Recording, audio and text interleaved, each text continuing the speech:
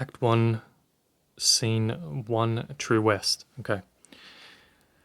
Night. Sound of crickets and dark. Candlelight appears in alcove, illuminating Austin, seated at glass table, hunched over a writing notebook. Pen in hand, cigarette burning in an ashtray, cup of coffee, typewriter on table, stacks of paper, candle burning on table. Soft moonlight fills kitchen, illuminating Lee, beer in hand, six-pack on counter behind him. He's leaning against the sink, mildly drunk, takes a slug of beer. Okay. How do we look at this? How do we approach this? That's the question I want to ask. What is the first thing we look at if we're approaching it from each of the characters? We're going to approach it objectively to begin with, and then possibly each of the characters. We'll see how much time I can blather on. Okay? So, first off, we'll look at it. When we look at the script, first we look at where is it. So we look at two things. We look at time, right? So we look at the time and place. Okay?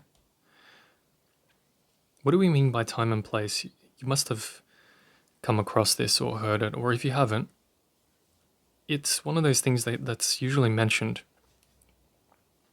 in the, I guess, acting landscape or acting world, right? So the time and place is kind of, and I'll blend it together to say, obviously, where is this thing on the larger scale of things? So obviously set in America, in the Midwest. Time as in year, day, month, date, etc., etc., etc. And the place ends up being, as we said, from the larger umbrella perspective to the household perspective, to where the scene is, right? So you have the blanketed place of, yes, it's America in the Midwest or whatever, and the place is don't know if we mentioned it. Yes, in the Southern California suburb, about 40 miles east of Los Angeles. Okay, so that's what we're talking about, place. And why that matters is not so much on an intellectual level, but on a level that it can give you enough clues so you can start developing character and certain mindsets of people that are possibly in these areas, in this time, in this place, that you can kind of pull things from. You know, the way they talk socially, the way they are, because people from California act very differently to people from New York. I mean, they're all Americans, but each state, each place has their own different flavor. So if we go back to the immediate place, we're looking at this house that we spoke about in the last section, which was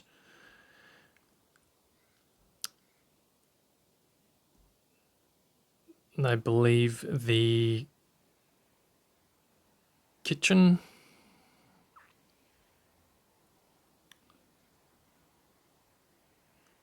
and the adjoining alcove, right, which we have it here again. Okay, so if we go back to that and we start to ask ourselves, okay, now we're honing in by the clues that are given by Sam Shepard to say, this is the night. Okay, it is. What kind of night?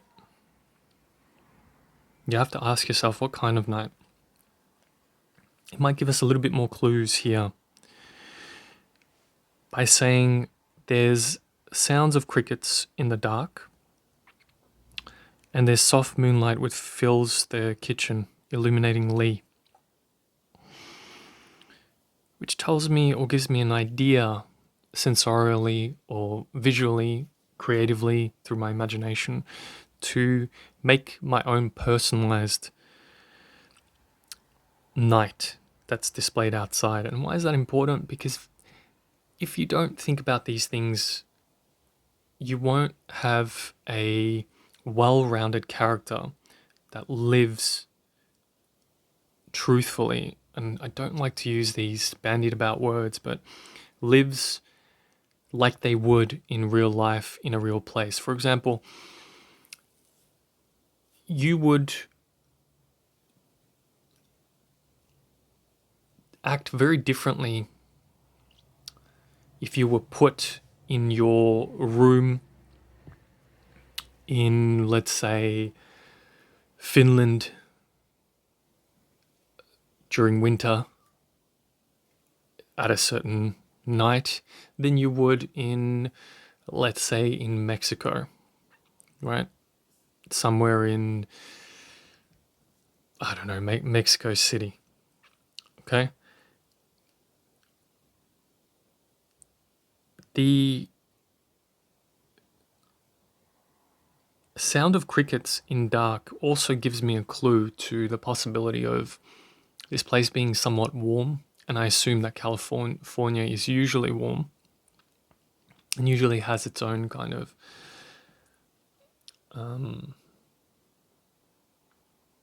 life to it in a way, right? Candlelight appears in alcove, illuminating Austin, glass table hunched over a writing book, notebook, pen in hand, cigarette burning in ashtray, cup of coffee, typewriter on table, stacks of paper, candle burning on table. Okay, if you're Austin and you're approaching this as the character, you're looking at all the given or all the clues that are given in this to say that I need a reason why I've been there, right? I need a reason why I'm sitting there at night, hunched over a writing notebook, pen in hand. So he hasn't got a pen down, he's got a pen in hand, which means he's halfway through something. Even though he might not be writing, he could be halfway through thinking about doing something. Cigarette burning in ashtray, which means that is a character trait. That is something that has been attributed to him, which means him being a smoker, you have to make real for yourself to say, when did he start smoking and for what reason? Because the justification and the reason is the most important thing we look at. Okay? So then we look at cigarette burning in ashtray, cup of coffee, which tells me if he's drinking a cup of coffee during the night, it's going to have a long night. How many coffees has he had? If that's his first coffee and he's got a long night ahead of him, then me as the character of Austin, I'd already be thinking, well, if this is the first coffee I've made, have I got another coffee or batch ready to make? And how long am I going to be here for, right? If this is his second or third or fourth coffee, then how long has he been here, sitting, typing, right, or writing? Typewriter on table, so it tells me he is a writer, I'm guessing, because if he's got a notebook, pen in hand, but also a typewriter, he's transcribing from one to another. Stacks of paper. Now, this is important, the stacks of paper. I mean, everything is important, but more often than not, you as an actor will be given stacks of paper, let's say from the prop person or from the director, and they'll read this list and they'll kind of put it there and they'll say, okay, well, you have your stacks of paper, you have your typewriter, your coffee, your cigarette, pen in hand, and all these things around you, which are props, okay? And I use the air quotes props. But for you, you have to know exactly why. Remember, I just said the justification of why. So when we look at the stacks of paper, you have to make it real for yourself, not just to believe it, not just to sit there through the imagination to go, oh, well, he's this kind of writer, he's that kind of writer. No, this is the reason why and I use air quotes again, method actors go through these lengths of like this stupid thing of becoming the character. All I equate it to is the research that you need to do in order to know what this stack of paper is, right? What this typewriter is, right? If I know sitting right now in my room, putting pen to paper to write what I'm writing, I look around me and I know every single little piece of furniture, piece of clothing, every little material, bits and bobs that I have in my room, I can tell you straight away where they've come from, how long I've had them for, and why I bought them for. Sometimes I might not know exactly why, but I know the feeling behind it. If I'm that aware, and that is a part of the actor to know as the character to why that character chooses all those things. So the stack of paper, you ask yourself, what's written on that paper? What's written on that paper? And what is he writing? What is he writing? And when you say, you can equate it to two ways. You can go, what am I writing, to make it more personal to me as the person, you as the person playing the part.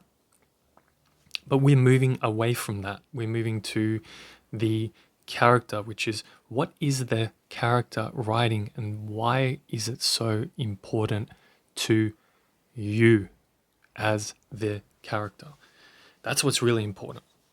Because most people can make these assumptions or these things that they can say, oh yeah, he's writing this or he's writing that, but it leads nowhere emotionally that they're charged to need to write, to need to finish this.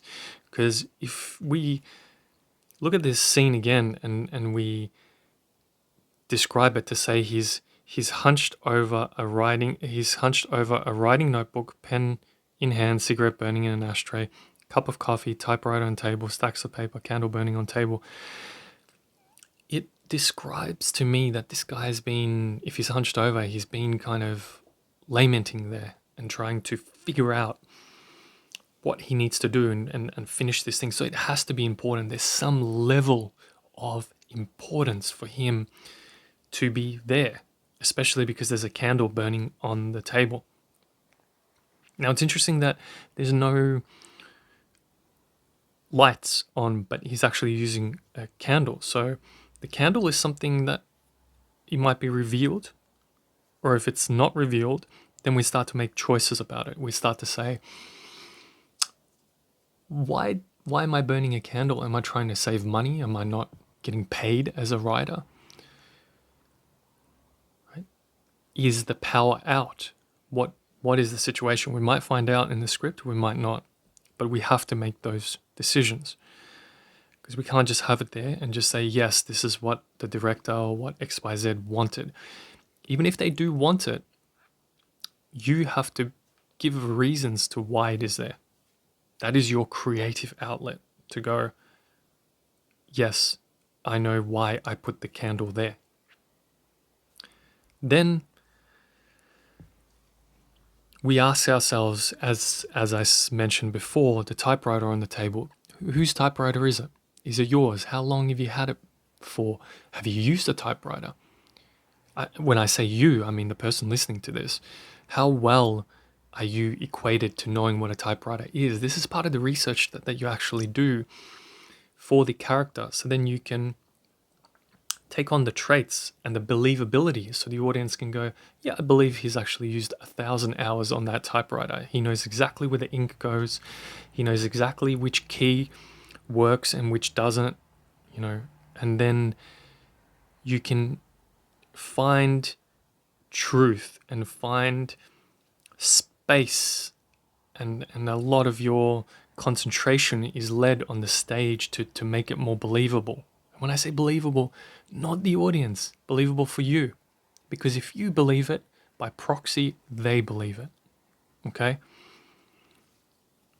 So let's go on. So soft moonlight fills kitchen, illuminating Lee, beer in hand, six-pack on counter behind him. He's leaning against the sink, mildly drunk, takes a slug of beer.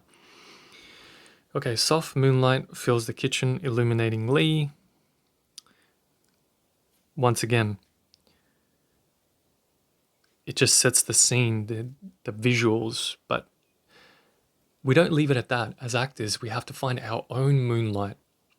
There was a really good teacher, Stella Adler. She would say, if I'm walking down the road and I see a lemon tree, I have to make that lemon tree mine. So I know what my lemon tree looks to me, because it becomes personal. And the reason why you need to make it personal is because there's a emotional point of view on that tree. And because there's an emotional point of view, it dictates how you are in that space and how you are towards the people, and etc., etc.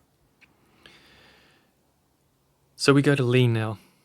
Lee, beer in hand, six-pack on counter behind him. He's leaning against the sink, mildly drunk, takes a slug of beer. So when you read that, first off, if you're playing Lee,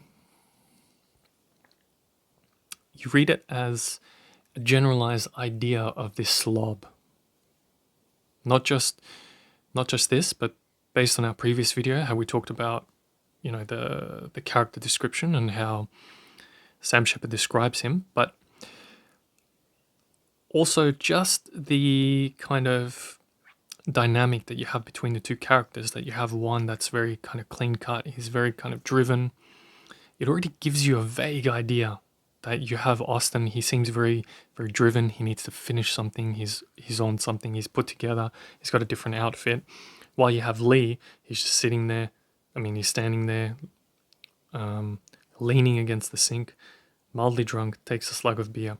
So he has this, like, I guess in a general sense, a sloth-like appearance. Now that is a character choice based on something that most people will attack this play, and they'll go about playing this character this way, which becomes really generalized and really boring in a sense, because this play has been put on 1,000 times, and every time it's been put on, unless you have somebody that can execute this, like a Philip Seymour Hoffman and John C. Reilly, which they did this play and they played both characters. They swapped roles just to keep it fresh. They would look at these things and they would really try to dig in deeper. So they would fill in the little dots between these kind of vague character descriptions, right? So they would look at it a little bit deeper. I guess a lot deeper. So if we start with the generalization, because those things ring true, once again, Sam Shepard says that everything that's in the script needs to be honored and adhered to. So we can't, and as actors, this is one thing that really shits me is when you have actors that create these characters that aren't based on what the author intended, or they're trying to be this kind of flamboyant, like, look at me, I've created a character. And they bandy about, like, showing themselves as, I'm this method actor, I'm this XYZ, but really it just becomes about your own bullshit, about your own life, about your own problems, about your own, father or mother that didn't love you, or, your cat that died, or whatever the hell, which isn't really transcribing to what the author thematically wanted to push forward through the characters. So when we look at Lee, beer in hand, six-pack on counter behind him, he's leaning against the sink, mildly drunk, takes a slug of beer. And I know I'm kind of repeating these sentences, but I'm repeating it for a reason, because the more we look at it, word by word, sentence by sentence, the more we start to open our imaginations and questions and ideas to what we can play and what we can take from the script, right? What we can take and then kind of impose from that, mix it with our own imagination and with our own research and with our own personal selves, that we create the character. Okay, so beer in hand. What beer does he drink? Right, that's important. Okay, how many beers has he had? Okay, 6-pack on counter behind him. He's leaning against the sink, which tells me he's had a few, obviously, because it says he's mildly drunk. He takes a slug of beer. Right, this is very important because as part of the character, descriptively, Sam Shepard is a very good writer because he gives you more clues, and the better the writer, the more he'll be descriptive of each of the characters based on not only how they speak, but just these little adverbs and descriptions of the character on how he does it. So he takes a slug of beer. What does that mean?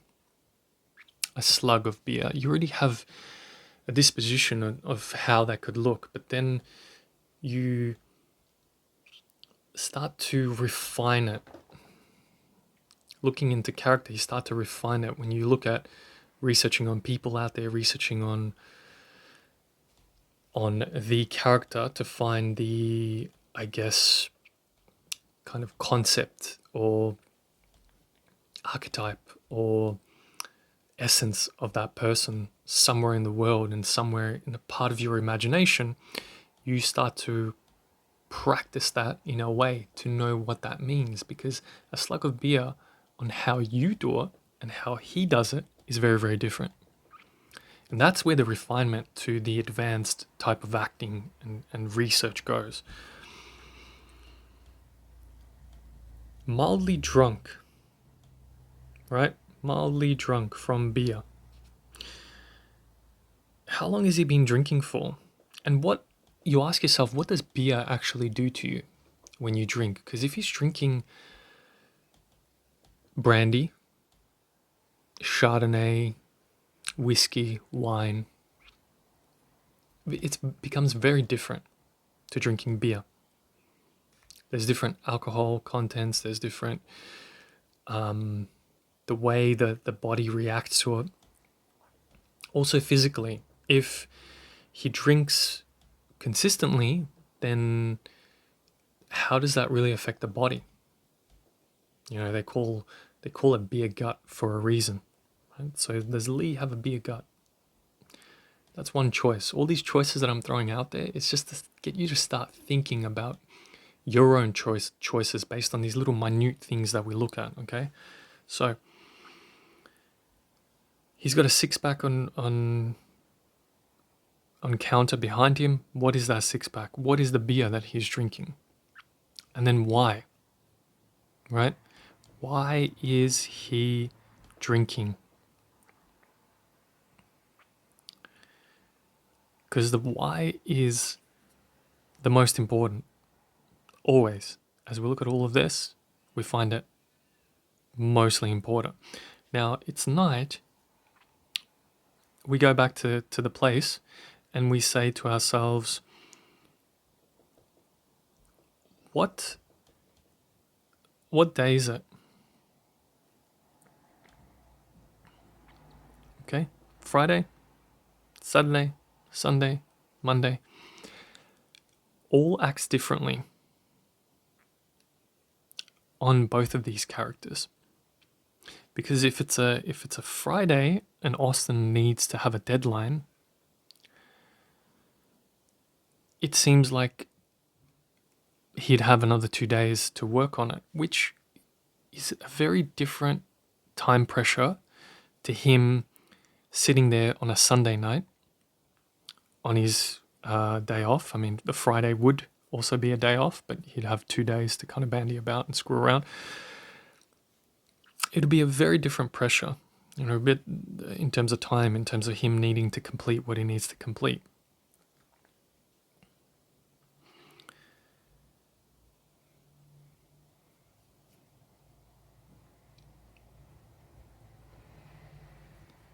Lee is leaning against the sink. Let's talk about the physicality, because the physicality is very important, even just based on that, and saying, well, if he's always having a drink, how does that really affect the body, right?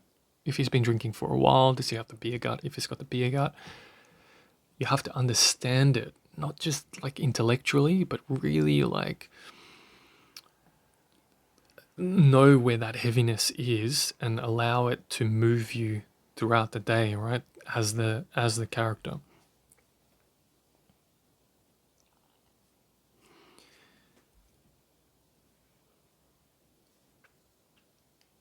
The biggest thing I'm going to say with this is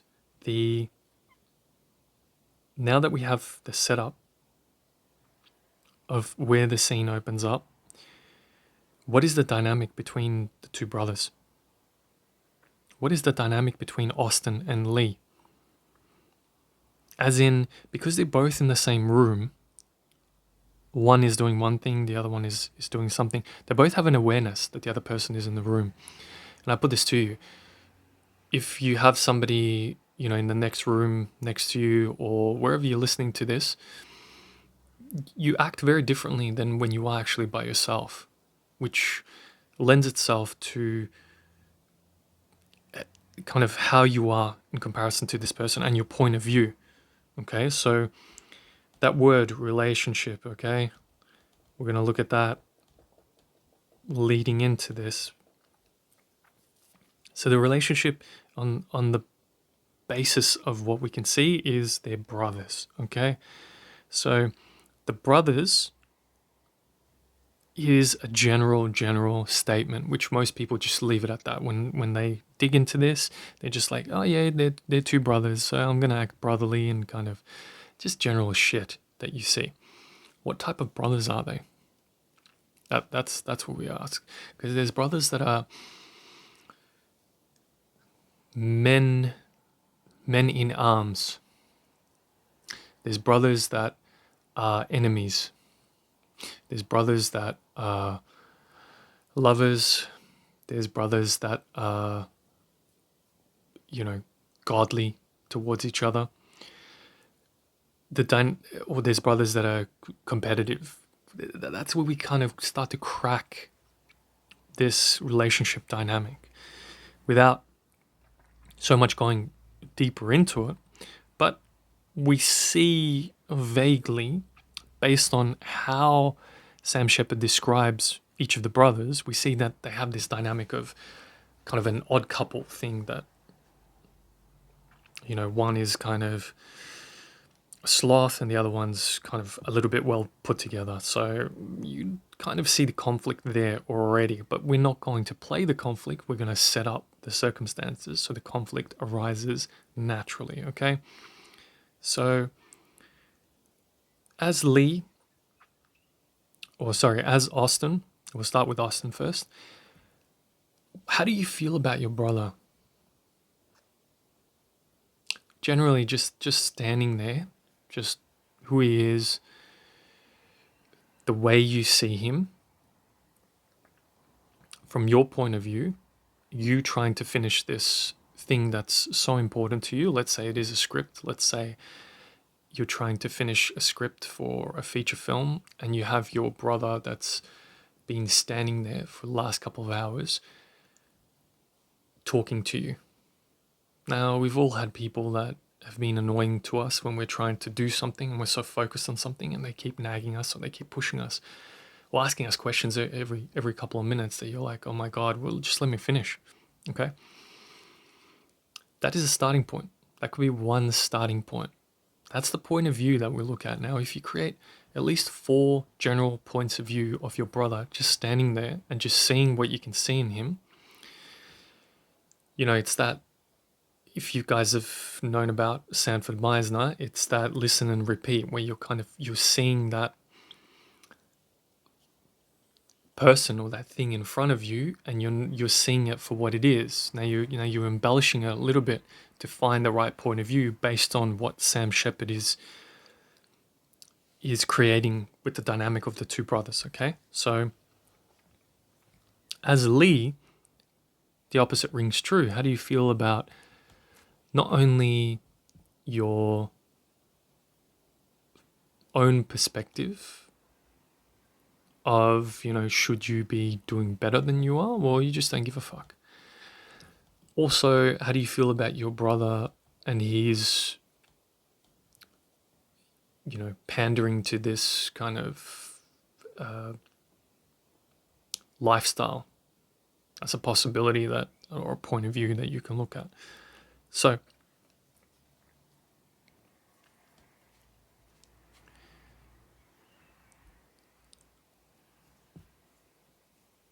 if we look at it,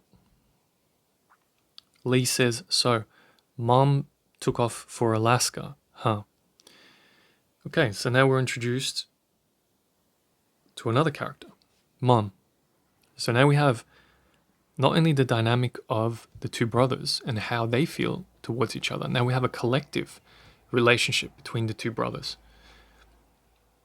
which, as the script develops and as you start to get more clues, like a detective, you look at it, you'll find eventually a point of view of your mother. And that point of view has to be based on a relationship and what she did for you, not an emotional feeling, but what she did for you. What she did for you is more important because that leads to the emotion. I'll give you an example. So if you say, my Uncle John is great, what stands behind that to say John is great? The emotion is there, but it's also what John did for me. If I say John gave me $100,000, John is great. He's so charitable. Uncle John is great. If that is the values that I see, if Uncle John gave $100,000 to a charity and I find that charitable as a character, Uncle John is great. He's a good human being, right? The justification behind it is based on what he does that makes him great. So the point of view on the mum is in the same dynamic. We have to find out what mum means to each of these characters. So mum took off for Alaska. Already we have an idea of how Lee speaks. She took off for Alaska, which starts to kind of open up ideas. And this is purely just through my imagination of my breakdown. Remember this, guys, you can look at it in your own way, but this is just how I'm looking at it. Mom took off for Alaska, huh? Austin says, yeah, sort of left you in charge. Well, she knew I was coming down here, so she offered me the place. You keeping the plants watered? Yeah. Keeping the sink clean? She don't like even a single tea leaf in the sink, Austin trying to concentrate on writing. Yeah, I know. Okay, see, we go back to this. As I mentioned before, I didn't even read this, guys, but it kind of generally came to me to say trying to concentrate on writing. So the point of view is there, the dynamic is there, where the relationship is. You have Lee annoying him while he's trying to write. So that is the one of the things that we're looking at, as I said before, it's the relationship, okay? Already you're starting to form an idea of Lee. He's possibly annoying. Why is he annoying? Because of my need to finish this thing that I'm writing, okay? But how how annoying is he? The degree of annoyance that we have here, okay? So if we go back and we go, Lee says, so Mum took off for Alaska, huh? Austin says, yeah, sort of left you in charge. Okay, so now we're already starting to see Lee's point of view. If we go back to their dynamic, Lee is the older brother.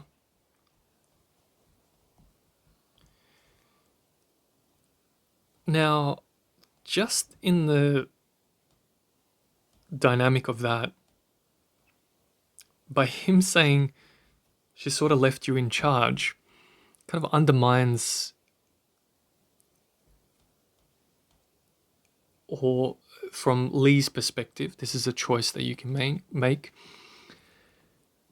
You can feel very undermined by your own mother, that she left somebody that's younger in charge and more incapable, maybe through Lee as the character, through you playing Lee. Austin says, well, she knew I was coming down here, so she offered me the place. Okay, so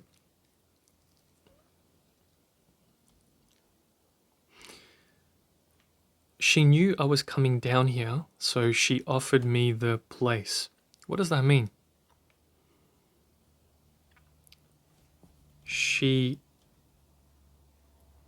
offered me the place. Now, you as Lee, you're listening to this very, very closely. This is already the dynamic that you're starting to develop, or you're extracting from the script to say, if Mum offered Lee the place, he says, sorta left you in charge. So you're starting to get these clues, right? It would have been a very different character if you said, she left you in charge. No, because to me, making choices about this, because I'm older, and because I think I have something over my brother, if I have my mother leaving my younger brother in charge, I'm not going to let him have that. So the sorta is, I'm not going to let him know that he's in charge, but I want to know why.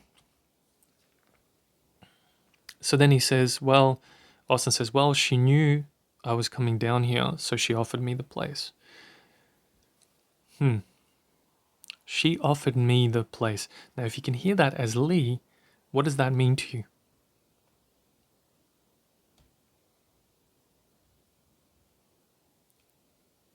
From Lee's point of view, these are the choices that you can make. She offered me the place. If you're hearing that from Austin, could there be a possibility of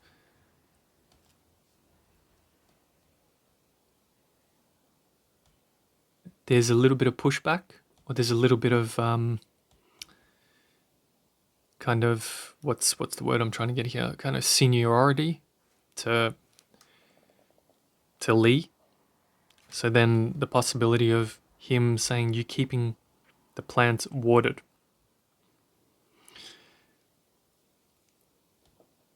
See, he's already, by asking these questions, he's already putting a point of view on his brother to poke the bear, to kind of see, yes, he's not asking him, is he being responsible? He's kind of talking down to him as his little brother. Why do I know that? It's because of the relationship dynamic. Because if my point of view is that as Lee, if Mum took off for Alaska and she left him in charge, she left Austin in charge, why didn't she leave me in charge? Why did she leave him in charge? He's younger, he's more incapable. Why leave him?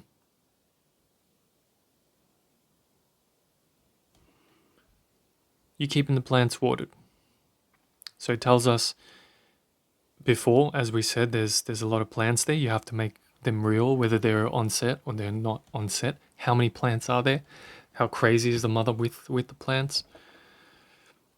And why does she collect the plants? That's very important as well.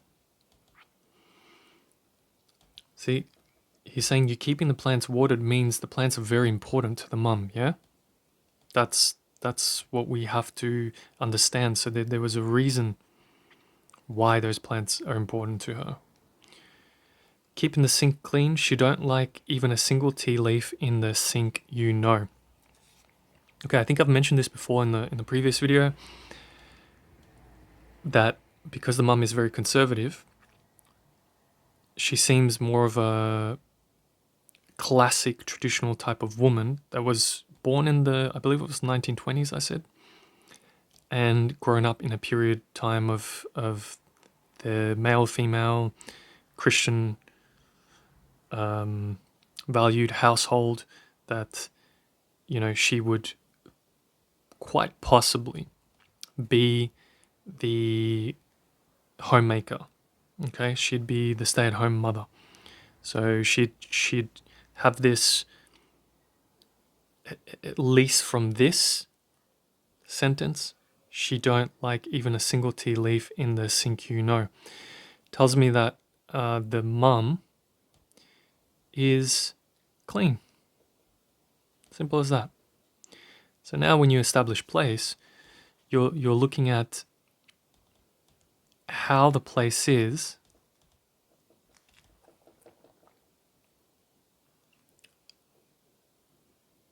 Okay? And if she offered the place to Austin, what are the responsibilities she told him he needed? Obviously, she might have said, yeah, keep my plants watered and don't make it a mess, no parties, etc., because it's not his place, which is also important for the two brothers. Do they get to own this place after the mother passes, or no? Have they lived there for long, or no? We might actually find out.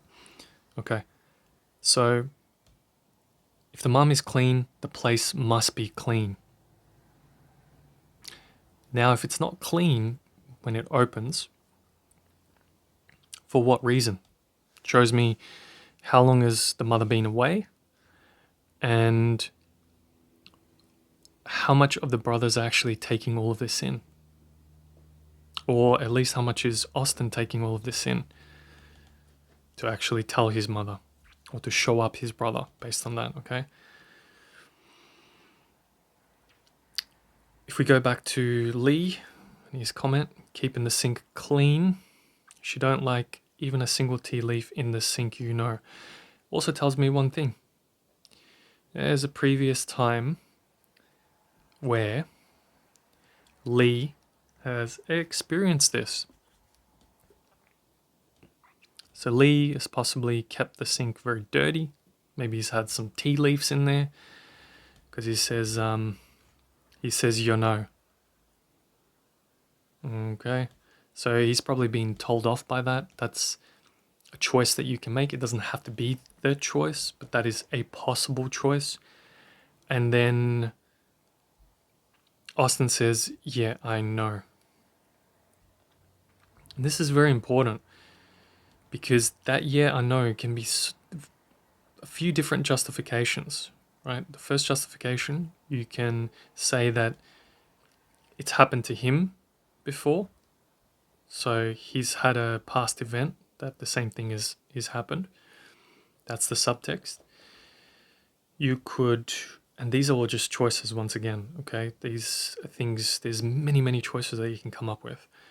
But as you can see, guys, it's every little detail that matters enough that the setup or the circumstance creates the organic response. Because if there's a past that this has happened, that they've both kept the sink dirty and the mum's told them off a million times, then Lee would look around, and let's say if the place is dirty, maybe he's just poking the bear. Once again, he's just suppressing Austin a little bit and just kind of putting him back in his place. You know what I mean? He almost seems like a father in this moment. That's the dynamic, the relationship, as in, he's talking down to him, you know, like a father to a son,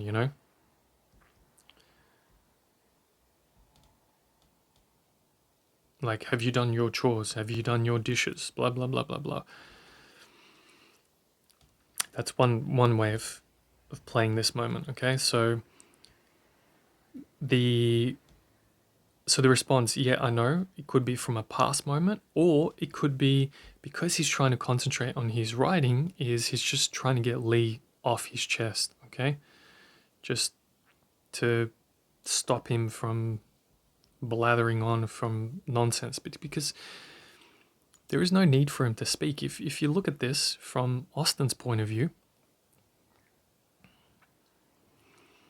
Austin is trying to get his shit together. He's trying to finish his script or do what he's doing, and Lee's just asking him stupid questions that he could have asked him before, right? But he knows he's busy. He sees that he's writing, but he asks him these things anyway because he wants to get a rise out of him, or he wants to get something out of him. Okay, and maybe that getting out of him is that kind of father son thing where he shows him up for a little boy, whatever he is. Lee, she's gonna be up there a long time, which tells me one thing. You see, we can't look over any little detail. It means Lee hasn't spoken to his mother. Okay? It means how long, when was the last time he spoke to her? When he did speak to her, what did he talk to her about? Generally, we look at it as, was it a positive event or was it a negative event? Austin says, I don't know.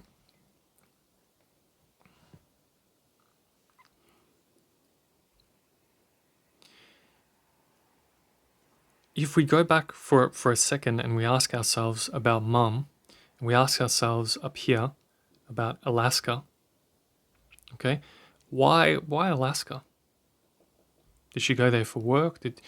We might find out in the script, but we start to open up in the breakdown, in the script breakdown, to ask ourselves the finer details. Do we know why? Maybe Austin does, Lee doesn't. Those are the choices that we can make. Maybe they both do. Okay? So if we go back down, Austin says, I don't know.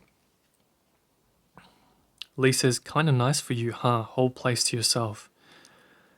Which tells me that easily, Lee doesn't live here. Or does he? Is he just crashing? When did he come here? It's very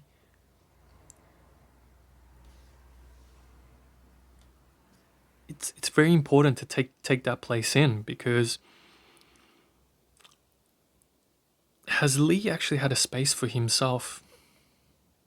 And how nice is this place? How nice is this place? Because if we know exactly how this place looks like from the point of view of Lee's character, then there's a sense of jealousy here. Right? We don't play jealousy, but we look at what's nice in this place to make it real for Lee. Austin says, yeah, it's great. See, what's brilliant about this is he doesn't say it's good or whatever. There's a little bit of a dig there, the use of great, the word great. Okay? Could be just a offhanded comment as well. These are the choices that we make. It could be, again, based on the past based on the relationship, or just based on him needing to finish this script or finish whatever he's doing with his writing, that he's just trying to fuck his brother off. That he's just trying to say, just leave me alone, kind of thing. Okay? This is the first part. I'll take it again in the next section.